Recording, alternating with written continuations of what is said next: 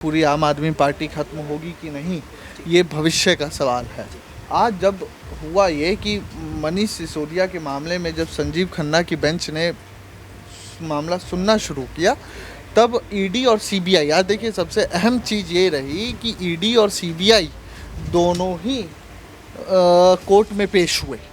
जो इससे पहले संजीव खन्ना एक 7 जजों की बेंच के भी सदस्य है, जो बहुत ही अहम मसले पर देश के कार्रवाई कर रहा है, सुनवाई कर रहा है, तो उस कारण से सुनवाई नहीं हो पाई पिछली। आज जब सुनवाई शुरू हुई तो सबसे पहला सवाल सुप्रीम कोर्ट का यही था अटॉर्नी जनरल से, एसवी राजू जो हमारे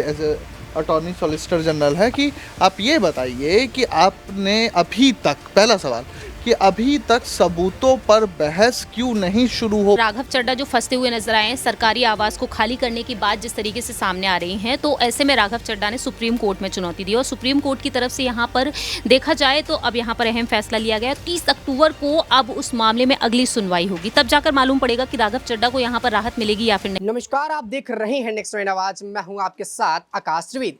2024 के लोकसभा चुनाव आने वाले और उसके पहले ही आपको बता दें विधानसभा चुनाव होने वाले, और ऐसे में आम आदमी पार्टी की मुश्किलें अभी खत्म होने का नाम नहीं ले रही। सत्येंद्र जैन से लेकर राघव चड्ढा तक सारे नेता इस वक्त ईडी सीबीआई की रडार पर, और ऐसे में आम आदमी पार्टी के मुख्यमंत्री अरविंद केजरीवाल भी हैरान हैं। आपको बता दें बीते बुधवार को संजय सिंह के घर पर ईडी ने बड़ी छापेमारी की थी, जिसके बाद उनको गिरफ्तार कर लिया गया था। अगले दिन उनको कोर्ट में पेश किया गया, जिस पर ईडी ने रिमांड मांगी और कोर्ट ने उन्हें रिमांड की मोहलत दे दी। इसके बाद संजय सिंह अगले दिन यानी कि अगली बार जो है कोर्ट में पेश होते हैं और ऐसे में उनकी याचिका की सुनवाई नहीं होती। वहीं बात करें अगर मनीष सिसोदिया की, तो आज मनीष सिसोदिया भी इसी मामले पर कोर्ट गए हैं और उनकी सुनवाई चल रही है। आपको बता दें मनी लॉन्ड्रिंग मामले पर फंसे मनीष सिसोदिया पिछले 228 दिनों से ज़्यादा हो गए हैं और अभी तक उनकी याचिका पर सुनवाई नहीं हुई है, ना ही उनको कोई जमानत मिली है। ऐसे में तमाम सवाल खड़े होते हैं, क्या जिस प्रकार पिछली बार मनीष सिसोदिया वाले मामले पर उनको सुनवाई पर जमानत नहीं मिली थी और ये कहा गया था कि जो वहाँ के जो है जज हैं वो किसी दूसरे चीज़ में व्यस्त हैं, दूसरे की सुनवाई पर व्यस्त हैं और उनकी सुनवाई टाल दी गई थी। और ऐसे में आज फिर से उनकी सुनवाई चल रही है और कहा यह जा रहा है कि कल तक ये सुनवाई चलती रहेगी, उसके बाद इस पर कोई निर्णय लिया जाएगा। इसके लिए सवाल जानने के लिए हमारे साथ हमारे सहयोगी राकेश जी जुड़े हैं। उनसे बात करेंगे कि आखिरकार जिस प्रकार से मनीष सिसोदिया से लेकर तमाम जो है आम आदमी पार्टी के नेता इस वक्त ईडी और सीबीआई की रडार पर है और उनको जमानत नहीं मिल रही, तो क्या सुप्रीम कोर्ट और यानी कि राउज एवेन्यू कोर्ट उनका भी समर्थन कर रहा है? क्योंकि अभी सुप्रीम कोर्ट और ईडी ने एक जवाब दिया कि जिस तरीके से मनीष सिसोदिया फंसे हैं और संजय सिंह फंसे हैं, ऐसे तमाम नेता आम आदमी पार्टी के अभी नहीं बचेंगे, यानी कि पूरी आम आदमी पार्टी को इस पर घसीटा जाएगा। तो मेरा सवाल सर से रहेगा कि सर जिस प्रकार से अभी आम आदमी पार्टी के तमाम नेता जो है ईडी और सीबीआई की रडार पर है, उनको जमानत नहीं मिल रही। मनीष सिसोदिया की पिछली बार गए थे तभी उनकी जमानत याचिका पर जो है सुनवाई नहीं होती और आज भी उनकी जमानत याचिका जारी। उधर ईडी और ने इस बात का जिक्र किया कि अभी आम आदमी पार्टी के सारे नेताओं को पकड़ा जाए। तो क्या इस वक्त ईडी सीबीआई पूरी मूड पर है कि आम आदमी पार्टी को खत्म कर दिया जाएगा या उनके सारे नेताओं पर जाँच करने के बाद उन्हें जमानत नहीं दी जाएगी? देखिए आकाश जी, जो आपका प्रश्न है कि पूरी आम आदमी पार्टी खत्म होगी कि नहीं, ये भविष्य का सवाल है। आज जब हुआ ये कि मनीष सिसोदिया के मामले में जब संजीव खन्ना की बेंच ने मामला सुनना शुरू किया, तब ईडी और सीबीआई, याद देखिए सबसे अहम चीज़ ये रही कि ईडी और सीबीआई दोनों ही कोर्ट में पेश हुए। जो इससे पहले संजीव खन्ना एक 7 जजों की बेंच के भी सदस्य है, जो बहुत ही अहम मसले पर देश के कार्रवाई कर रहा है, सुनवाई कर रहा है, तो उस कारण से सुनवाई नहीं हो पाई पिछली। आज जब सुनवाई शुरू हुई तो सबसे पहला सवाल सुप्रीम कोर्ट का यही था अटॉर्नी जनरल से, एसवी राजू जो हमारे अटॉर्नी सॉलिसिटर जनरल है, कि आप ये बताइए कि आपने अभी तक, पहला सवाल कि अभी तक सबूतों पर बहस क्यों नहीं शुरू हो पाई। 228 दिन से लगभग ज़्यादा का समय एक संवैधानिक पद पर बैठा व्यक्ति, उप मुख्यमंत्री, कई विभाग उसके पास, कई मंत्रालय उनके पास, और अभी तक आपने एक मामले में उनको आरोपी बनाया, तो दोष सिद्धि के लिए अभी तक आपने सुनवाई क्यों नहीं शुरू की? क्योंकि जो प्रोटोकॉल्स है, जो नियमावली कहती है, वो नियमावली ये बताती है कि आपको कम से कम 120 दिनों के भीतर जो भी सबूत है उस पे चार्जशीट दायर करके बहस शुरू कर देनी है। लेकिन ऐसा हो नहीं पाया। वो कारण कुछ भी हो सकते हैं। इसके जवाब में एएसजी एसवी राजू ने ये कहा कोर्ट के सामने कि हमें थोड़ा-सा और समय चाहिए, और जो लास्ट टिप्पणी सुप्रीम कोर्ट के माननीय न्यायाधीश महोदय ने कहा था कि जब आप ये कह रहे हैं कि पूरी पार्टी ही को लाभ मिला है, पूरी पार्टी दोषी है, तो आप एक व्यक्ति विशेष को किस लिए दोषी बना रहे हैं? आप पूरी पार्टी को शामिल कीजिए। उसके बाद माननीय न्यायाधीश का बयान भी आया था, सफाई आई थी इस टिप्पणी पर कि हम किसी और को नहीं कह रहे दोषी बनाने के लिए, हमने एक जवाब मांगा, जिसके जवाब में आज ईडी ने ये बात कही कि हम भी ये कोशिश कर रहे हैं, ईडी की तरफ से एसवी राजू ने ये बात कही कि हम भी ये कोशिश कर रहे हैं कि पूरी आम आदमी पार्टी को हम इसमें दोषी बनाएं। तो दर्शकों की जानकारी के लिए बता दें कि धारा 70 के तहत आप किसी भी राजनीतिक दल को दोषी बनाकर उस पर कार्यवाही कर सकते हैं। अगर दोष सिद्धि होता है तो आप ये बात समझ लीजिए कि आम आदमी पार्टी की सदस्यता रद्द होनी लगभग तय है, अगर दोष सिद्धि होती है तो। दूसरी बात, जब एक पार्टी के ऊपर मुकदमा चलता है तो जो संयोजक है, तत्कालीन संयोजक, उसके ऊपर कार्रवाई बनती है। तो तत्कालीन संयोजक कौन है? अरविंद केजरीवाल। तो बनिस्बत अरविंद केजरीवाल के ऊपर कार्रवाई चलेगी। और दर्शकों को बता दें कि जब हम वीडियो रिकॉर्ड कर रहे हैं उससे 1 घंटा पहले अरविंद केजरीवाल का बयान आया है कि ये सब मुझे फंसाने की साजिश है। जैसे ही कोर्ट का आज का काम खत्म हुआ और कोर्ट का जो भी टिप्पणी स्टेटमेंट आना था वो आया, उसके बाद केजरीवाल साहब का भी एक टिप्पणी आई। तो कहीं ना कहीं पार्टी के भीतरी खाने में हलचल तो है, सुगबुगाहट तो है, बेचैनी तो है कि आखिर में क्या होगा। अगर पार्टी बनती है, अगर ईडी पार्टी को शामिल करती है आरोपी के तौर पर, तो अरविंद केजरीवाल को धारा 70 के तहत कोर्ट में पेश होना पड़ेगा, क्योंकि पार्टी के संयोजक तत्कालीन रूप से वो हैं। जी हाँ, वाकई में जैसा कि राकेश जी ने बताया कि अभी जो है आम आदमी पार्टी के नेता केजरीवाल का बयान आया है कि जबरदस्ती उनको फंसाया जा रहा है। तो ऐसे में सवाल फिर से उठते हैं, क्योंकि आम आदमी पार्टी के कई नेता इस वक्त फंसे हुए हैं और अरविंद केजरीवाल बार बार निशाना साधते हैं बीजेपी पार्टी पर कि बीजेपी पार्टी जानबूझकर ऐसा करा रही है। और ऐसे में सवाल लेने के लिए हमारे साथ प्रांशु मौजूद है, उनसे पूछेंगे कि जिस प्रकार से जो है मनीष सिसोदिया की जमानत नहीं हुई और लगातार अभी उसकी सुनवाई चल रही है, और जैसा कि सर ने बताया कि अभी खत्म होने के पहले, यानी कि जो सुनवाई चल रही थी उसके खत्म होने के पहले केजरीवाल का बयान आया और कहा यह जा रहा है कि कल अगले दिन तक ये सुनवाई जारी रहेगी, उसके बाद ही जो है इस पर कोई निर्णय लिया जाएगा। तो ऐसे में मेरा सवाल ये रहेगा कि मैम, जिस तरीके से अभी जो है सुप्रीम कोर्ट ने ये जवाब दिया और इसकी सुनवाई पर उन्होंने ये बात कही, उसके साथ ही आपको याद होगा राघव चड्ढा भी इसी मामले पर फंसे थे और उनके घर के लेकर तमाम बातें की गई थी। तो राघव चड्ढा वाले मामले पर भी ऐसा ही कुछ हुआ। आपका इस मुद्दे पर क्या कहना है कि राघव चड्ढा की जो जमानत याचिका है या जो उनका मामला चल रहा है उस पर भी उनको कुछ रहमती मिल पाएगी या नहीं?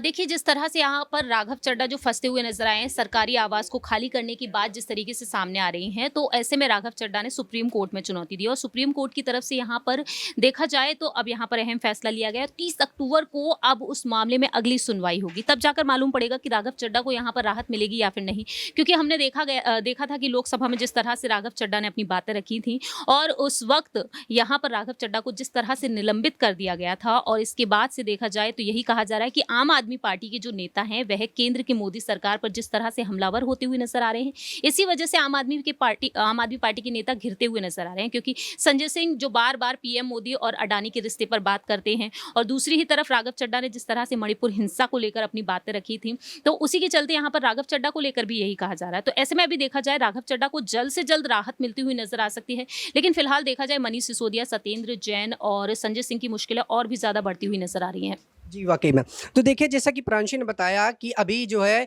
मनीष सिसोदिया की मुश्किलें बढ़ती हुई नजर आएगी, चाहे संजय सिंह को इस पर कोई वो जो है रियायत मिल जाए। लेकिन एक सवाल मेरा जो है हमारी मैम नेहा से रहेगा कि जिस प्रकार से ईडी सीबीआई की छापेमारी चल रही है और ऐसे में तमाम नेता फंसे हुए, तो मेरा सवाल आपसे ये रहेगा मैम, अभी जैसा कि संजय सिंह बार बार संसद के अंदर मोदी और अडानी के रिश्ते के बारे में बात कहते हो, तो ऐसे में जब कोर्ट में उनकी पेशी हुई तो जो है कोर्ट ने कह दिया कि अगर आप इस मुद्दे पर बात करते हैं तो हम आपकी जो है वीडियो कॉन्फ्रेंस के जरिए पेशी करवाएंगे। तो आपको क्या लगता है कि जो है कोर्ट भी इस पर साथ दे रही है मोदी अदानी मुद्दे पर, या फिर जो है संजय सिंह भड़काऊ बयान देते हैं इस वजह से उनको कोर्ट में ऐसी बात कही गई कि अब अगर आप बोलते हैं तो आपकी जो पेशी है वो वीडियो कॉन्फ्रेंस के जरिए कराई जाएगी? देखिए, इसमें बिल्कुल ये कहा जा सकता है कि संजय सिंह की पेशी को लेकर जब ये कहा गया था वकील द्वारा कि आपकी जो पेशी है वो वीडियो कॉन्फ्रेंसिंग द्वारा की जा सकती है, उसका ये जो मेन कारण था वो ये था कि जो संजय सिंह भड़काऊ बयान देते हैं। आपने देखा भी होगा कि संजय सिंह ने जो बयान दिया था मोदी अडानी के रिश्ते को लेकर, उस टाइम भी देखा गया था कोर्ट ने उनको मीडिया कर्मी से बात करने के लिए रोका था, लेकिन फिर भी उन्होंने बयान दिया। तो कहीं न कहीं इसमें बड़ा कारण संजय सिंह के बयान हो सकते हैं।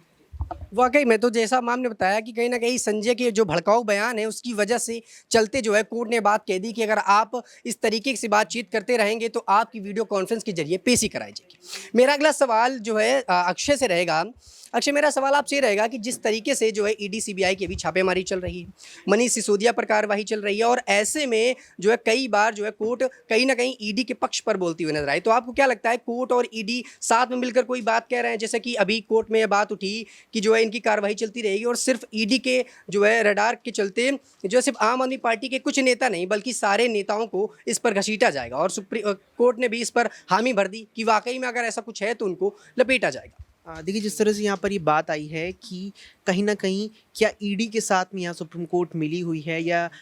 राउज़ोवनी कोर्ट मिली हुई है, तो मैं कहूँगा ये कहीं ना कहीं एक आरोप है जो कोर्ट पर लगाया जा रहा है, जो सिरे से मैं खारिज करते हुए कहूँगा, क्योंकि कहीं ना कहीं मनगढ़ंत आरोप है। क्योंकि देखिए, कोर्ट का जो हमेशा से कभी भी आप देख लीजिए, कोर्ट ने कभी किसी विशेष पक्ष को लेकर के अपना फैसला नहीं सुनाया, हमेशा निष्पक्ष रही है। और यही सर्वोच्च न्यायालय की चाहे बात हो या कोई भी हाई कोर्ट हो या कोई भी कोर्ट भारत वर्ष की रही हो, हमेशा से ये बात कोर्ट में हमें देखने को मिली है कि जो कोई भी मुद्दा होता है, जिस किसी भी विषय पर सुनवाई होती है, हमेशा एक निष्पक्ष फैसला देखने को मिलता है। इसके अलावा जिस तरह से आपने यहाँ पर जिक्र किया कि कोर्ट ने जो बात यहाँ पर ईडी की कही है कि हाँ, अगर कुछ ऐसा है तो आप पूरी तमाम नेता जो हैं पार्टी के, यानी कि पूरी आम आदमी पार्टी को आप यहाँ पर आरोपी बनाइए। तो देखिए, इसकी वजह ये रही है कि जिस तरह से सुप्रीम कोर्ट में यहाँ पर मनीष सिसोदिया को लेकर सबूत पेश किए हैं ईडी ने, वे सबूत जो है इस और इशारा कर रहे हैं कि आबकारी नीति, जो नई आबकारी नीति दिल्ली में पेश की गई थी, उसके बाद उसमें बदलाव किया गया, बदलाव के बाद इसमें घोटाले की बात सामने आई थी। तो ये जो बदलाव पूरा हुआ, जो पूरी प्रक्रिया जो शराब नीति की रही थी,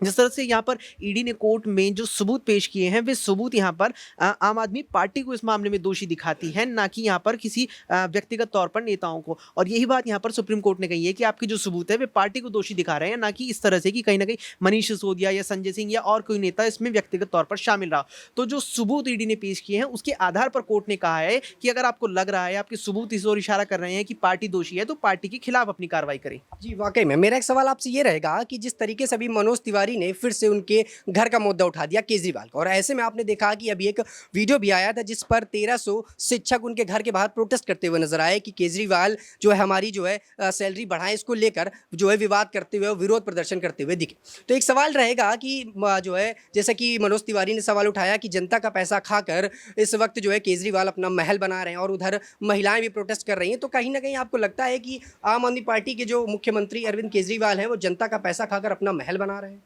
देखिए, ये चीज़ यहाँ से तो बताना बिल्कुल गलत होगा, क्योंकि जिस मामले का आपने जिक्र किया, ये पिछले इसी साल अप्रैल महीने का मामला है। अप्रैल महीने में ये मामला उजागर हुआ था जब एक वीडियो इंटरनेट पर वायरल हुआ था इस दावे के साथ कि जो मकान, एक आलीशान मकान उस वीडियो में दिख रहा था कि ये मकान अरविंद केजरीवाल का है, जिसका नवीनीकरण 50 करोड़ रुपए, करीब 50 करोड़ की लागत से हुआ है। हालांकि इस मामले में अब सीबीआई ने, यानी बीते सितंबर में सीबीआई ने इस मामले में एक एफआईआर दर्ज कर ली है। ऐसे में अब यहाँ पर सीबीआई की गाज अरविंद केजरीवाल पर इस मामले को लेकर गिर सकती है। और फिर अगर जिस तरह यहाँ मनीष सिसोदिया, संजय सिंह शराब घोटाले के मामले में कोर्ट में जा चुके हैं, ऐसे अगर अरविंद केजरीवाल भी मकान में 50 करोड़ रुपए की लागत के नवीनीकरण के मामले को लेकर अगर कोर्ट में जाते हैं, तो कहीं ना कहीं इस बात का खुलासा, इस बात का फैसला, कोर्ट के फैसले के माध्यम से इस बात का खुलासा हो सकता है कि हाँ, क्या पता कि यहाँ पर कहीं ना कहीं अरविंद केजरीवाल ने इतने करोड़ वाकई में अपने घर के नवीनीकरण में लगाए हैं या नहीं लगाए हैं। जी, वाकई में तो जैसा कि उन्होंने बताया कि इस बात का फैसला इसी मुद्दे के बाद हो जाएगा जब उनकी रिया जो है जमानत याचिका पर सुनवाई की जाएगी। तो एक आपको बता दें कि फिलहाल अभी मनीष सिसोदिया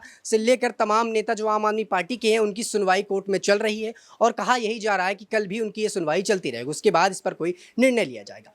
तो आपको बता दें फिलहाल इस मुद्दे पर इतना ही, क्योंकि अभी जब कल फिर से उनकी सुनवाई पर कोई नया बात आती है, सुनवाई आती है, तो आपको जरूर बता दी जाएगी। फिलहाल के लिए इतना ही। देश दुनिया की तमाम खबरों से जुड़े रहने के लिए देखते रहिए नेक्स्ट 9 आवाज।